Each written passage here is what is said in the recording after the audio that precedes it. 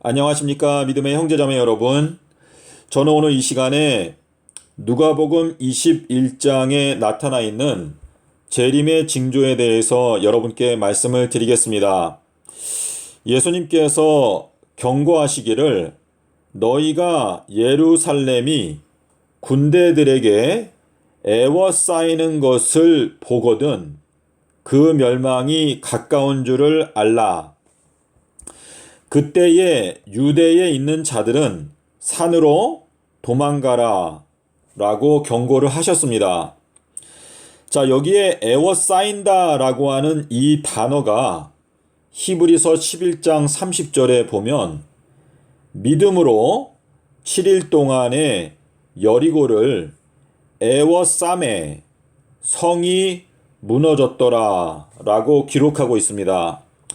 여기에 나타나 있는 이 7일은 사실상 이 마지막 때에 2016년부터 2022년도를 가리키고 있습니다. 2015년도에 하나님께서 저희들에게 테트라드를 보내주셨는데 해가 어두워지고 또 달들이 빛을 잃게 되는 놀라운 이 하늘의 징조를 2015년도에 주셨고, 그리고 2016년부터 2022년도 안식년까지 이 7년의 기간 동안에 하나님께서 말씀의 풍년, 하나님의 성령의 은혜를 통해서 저희들에게 잔치에 초대하시고 이 기간 동안에 하나님의 말씀을 풍성하게 먹고 저장할 수 있는 기회를 주셨습니다. 요셉은 이 풍년의 7년 기간 동안에 곡식을 저축하였기 때문에 다가오는 7년의 흉년 동안에 살아남을 수가 있었습니다. 여호수아서 1장 11절에 보시면 여호수아, 다시 말해서 예수님께서 저희들에게 명령하시기를 너희가 이제는 3일 안에 이 요단강을 건너게 될 것인데 양식을 저축하라 라고 하는 말씀을 하셨는데, 여호수아 1장 11절이 성취가 되는 것이 2022년도에 하나님께서 양식을 저축한 사람들의 경우에는 사망에서 생명으로 옮기시는 요단강을 건너는 영적인 경험을 하도록 하실 것입니다. 하나님께서는 여리고성을 무너뜨릴 때 먼저 영적인 세계에서 여리고성을 무너뜨리고 그 다음에 다가오는 7년 동안에 이 현실 세계에서 여리고성을 실제로 무너뜨리실 것입니다. 하나님께서는 먼저 영적인 세계에서 결정을 내려놓으시고 그 다음에 현실 세계에서 그 일을 집행하십니다. 이 내용을 저희들이 어떻게 알 수 있는가 하면 마태복음 20장 29절부터 여러분께서 읽어보시면 예수님께서 나귀를 타고 예루살렘에 입성하시기 전에 여리고에 오셨습니다. 여리고에 들어오실 때에 주님께서 소경을 만났고, 여기에 나오는 소경은 한 명입니다. 소경을 만났고 그리고 삭개오를 만나서 여리고성에 들어오실 때 한 명의 소경 또 한 삭개오, 삭개오는 순결이라고 하는 뜻인데, 예수님께서 여리고성에 들어오신다라고 하는 것은 여리고성을 무너뜨리기 위해서 들어오신다라고 하는 의미가 되겠습니다. 주님께서 여리고성에 들어오실 때에는 소경 한 사람을 눈뜨게 하셨고 또 삭개오를 주님께서 구원하셨습니다.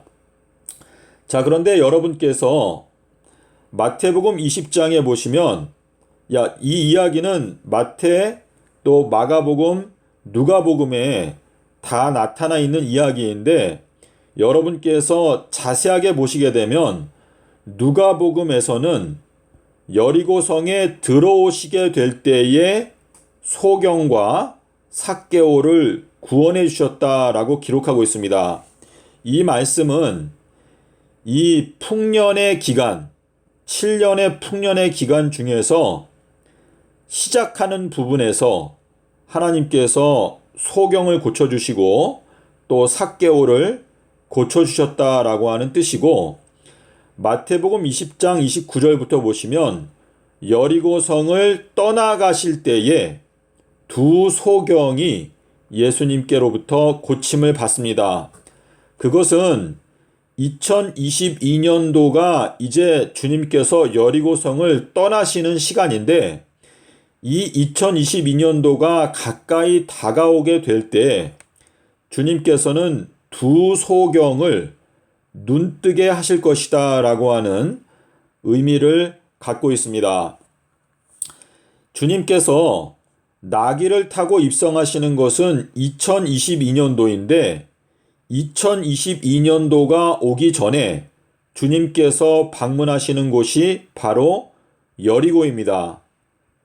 그러므로 여리고에 주님께서 오신다라고 하는 뜻은 여리고 성이 무너지고 그 여리고 성 안에 있는 라합과 같은 하나님을 경외하는 기생 라합과 같은 주님의 소수의 무리들을 구원하신다라고 하는 의미가 거기에 들어 있습니다. 자, 그래서 여러분께서 여호수아서 1장 11절을 보시면 너희가 3일 안에 이제 요단강을 건널 것이다 라고 기록하고 있고, 그 다음에 바로 2명의 정탐꾼을 보내서 여리고 성에 가서 라합을 이제 구원하기로 결정을 하시고 그 다음에 요단강을 건너는 장면이 나옵니다. 자, 여러분께서 이 히브리서와 누가복음에 나타나 있는 에워싼다라고 하는 이 단어는 이 마지막 때 하나님의 군대들이 일어나게 될 것인데, 계시록 19장 19절에 보시면 백마를 타고 있는 하나님의 군대들이 나오는데, 이 하나님의 군대들이 이 예루살렘을 이제 에워싼다 라고 하는 것은 진리의 말씀으로 이 바벨론과 같은 현 기독교회를 포위하고 에워싼다 라고 하는 의미가 되겠습니다.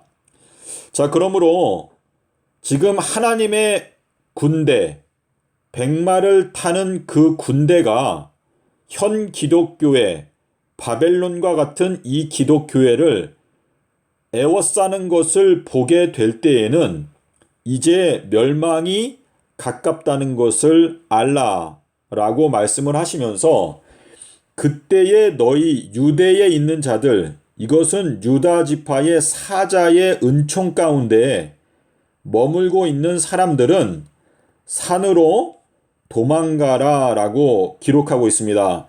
너희들은 그 도성에서 빠져나오고 바벨론에서 빠져나와서 산으로 도망가라. 이것은 시온산을 가리키는 것인데, 하나님의 말씀으로 너희가 즉시 도망가라. 뒤도 돌아보지 말고 어느 주변의 어떤 것에 의해서 방해를 받지 말고 즉시 도망가라 라고 말씀을 하시는 것입니다. 자, 침례 요한의 때부터는 하나님의 나라 천국이 침노를 당하게 되는데, 침노하는 자는 빼앗게 된다라고 말씀을 하셨습니다. 자, 2022년도는 주님께서 말씀하신 바 엘리야의 해가 될 것입니다. 자, 그러므로 여러분께서 오늘날 여러분의 영적인 눈으로 바라봤을 때 지금 바벨론과 같은 이 현 기독교회가 하나님의 군대, 백마를 탄 군대들에게 포위되고 있는 것을 여러분들께서 깨닫게 된다면 즉시 산으로 도망가라. 인간관계, 여러 가지 사회에 얽혀있는 여러 가지 끈들, 그러한 것들을 다 단호하게 끊어버리고 하나님의 말씀으로 도피하라라고 하는 명령을 하시는 것입니다. 주님께서 저희들에게 내가 너희들에게 허락해 주는 인자의 표적은 삼낮삼밤 땅속에서라고 하는 이 순결의 표밖에는 없다라고 말씀을 하셨는데요. 이 백마를 탄 군대들이 입고 있는 옷은 희고 깨끗한 세마포라고 하셨습니다. 자, 이 세마포라고 하는 히브리어 단어는 52개, 이렇게 삼지창 2개로 세마포를 우리가 표기를 하는데, 백마를 탔다, 또는 순결하다, 또 처녀이다, 여자들과 더럽히지 않았다 라고 하는 이러한 모든 의미들은 주님께서 저희들에게 주신 비둘기의 표적, 순결의 표로 주신 이 삼낮삼밤 땅속에서라고 하는 이 말씀을 깨닫고 정결하게 되는 하나님의 참된 군대들을 말하는 것입니다. 저희들이 계시록 14장 20절에 보시면 여기에 성 바깥에서 포도즙 틀이 밟혔는데 거기에서 피가 나와서 말 굴레까지 그 피가 차올랐다.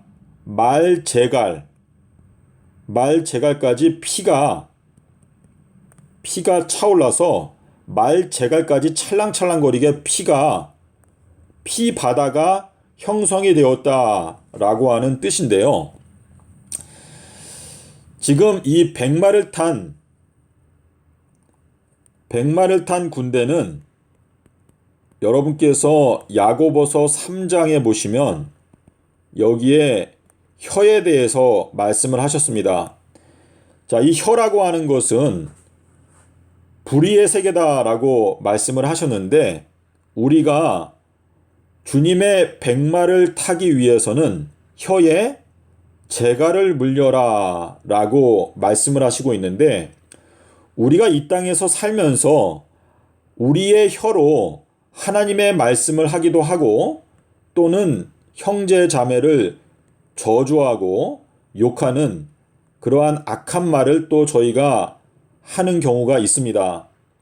그래서 우리가 이 혀에 제갈을 물려라 라고 하는 명령을 하시는 것은 이 마지막 때에 우리가 어떤 무익한 말을 하든지 그 말에 대해서 심판의 날에 하나님께로부터 신문을 당하게 된다라고 하는 말씀을 하시면서 계시록 14장 20절에서 왜 피가 바다가 될 때 말 제갈까지 차올랐다라고 말씀을 하시는가 하면, 우리가 이 마지막 재림전 7년의 기간 동안에 우리의 입을 잘 지키지 아니하면 우리가 하는 그 말 때문에 결국은 우리들은 포도즙 틀에 밟혀서 죽임을 당하게 된다라고 하는 것을 주님께서 말씀을 하시는 것입니다. 주님께서는 저희들에게 너희들은 도무지 맹세하지 말라라고 말씀하신 것은, 너희가 맹세를 하게 되면 그 말 때문에 너희가 멸망을 당하게 된다라고 하는 것을 경고하시는 것입니다. 자, 그래서 여기 말 제갈까지 피가 차올랐다라고 하는 것은, 백마를 탄 자들은 입에 제갈을 물리고 하나님이 보낸 사람은 하나님의 말씀만 하나니라고 하는 말씀처럼, 이 백마를 탄 사람들은 입에 제갈을 물렸기 때문에 자신들의 입술에 오직 예수께서 가라사대라고 하는 그 말씀만 자신들의 입술에 두는 그러한 입술이 순결한 사람들로 다시 태어나기 때문에 그 사람들은 멸망을 당하지 않고 겨우 생존할 수가 있지만 입에 재갈을 물리지 아니한 말들 그리고 모든 악인들은 다 포도즙 틀에 밟혀서 멸망을 당하게 된다라는 것을 경고하시고 있는 것입니다. 믿음의 형제자매 여러분, 하나님께서는 이 마지막 때에 하나님께서 만드신 그 포도원에서 극상품 포도를 얻지 못하고 정말 가치 없는 들포도밖에 맺히지 않았기 때문에 현 기독교회를 7년의 풀무불과 같은 심판의 기간에 던져놓고 그 속에서 모든 더러운 것들이 정결케 되고 정금과 같이 나오는 사람들만을 구원하시겠다라고 선포를 하셨습니다. 이 마지막 때의 심판은 사실상 온 기독교회가 100% 멸망하는 것이 당연하지만 하나님께서 그분의 크신 긍휼하심으로 정말 불에서 타다가 꺼내는 그슬린 나무와 같은 소수의 무리들을 구원하시고 그들을 불로 정결케 하셔서 그분의 나라에 들어가게 하시는 은혜를 베푸시겠다라는 것이 하나님의 뜻입니다. 이사야서 5장에서 하나님께서는 내가 포도원을 위해서 여러 가지 할 수 있는 것을 최선을 다하여 했지만 극상품 포도가 아니라 들포도를 맺혔기 때문에 나는 너희들을 불에 던져놓고 심판하겠다라고 말씀을 하셨습니다. 이 마지막 때 현 기독교회 안에는 하나님의 눈으로 바라볼 때 의인들은 단 한 명도 없습니다. 하나님께서 보실 때에는 이 세상 전체, 특별히 기독교인들은 100% 멸망하는 것이 마땅하지만 하나님께서 그분의 이름, 그분의 영광을 위해서 그분의 이름이 더럽혀지지 않게 하기 위해서 이 마지막 때에 소수의 무리들에게 그분의 크신 긍휼을 입혀주시기 때문에 그들을 구원하시겠다라고 말씀을 하시는 것입니다. 하나님의 눈으로 바라봤을 때 하나님의 은혜는 이방인들에게 풍성하게 넘칠 것이다 라고 약속을 하셨습니다. 하나님의 보좌의 그 심판대에서 지금 현재 예수 그리스도를 알지 못하는 사람들은 하나님께서 의롭게 생각하는 사람들이 셀 수 없이 많이 있습니다. 하지만 현 기독교회는 하나님께서 바라보실 때 말 그대로 가증스럽고 완악한 죄인들로 꽉 차 있습니다. 그래서 우리가 이 마지막 때에 하나님 앞에서 진심으로 저희들의 가슴을 찢으면서 우리들의 죄를 통회하는 마음으로 남아있는 마지막 7년 동안이라도 우리가 주님께 온 마음을 다하여 충성하지 않는다면 저희들은 단 한 명도 하나님의 나라에 들어가지 못하게 될 것입니다. 부디 여러분께서 하나님 앞에 마음을 찢으면서 회개하고 이 마지막 때 오직 예수 그리스도의 영광을 위해서 일어나시기를 바랍니다. 감사합니다.